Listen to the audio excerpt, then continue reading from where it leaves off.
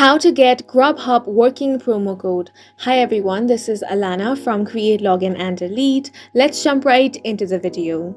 First, open up any web browser such as Google Chrome, and here you want to search for Grubhub promo code. You can find different websites here. You can basically click on any one of them, but make sure that you select only reliable websites. I have selected latimes.com, and here you can find different Grubhub promo codes.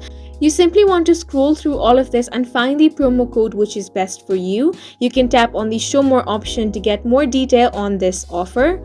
Now tap on the view coupon option and you are going to find your coupon code here. Tap on the copy option and then you can tap on visit Grubhub and use this coupon code.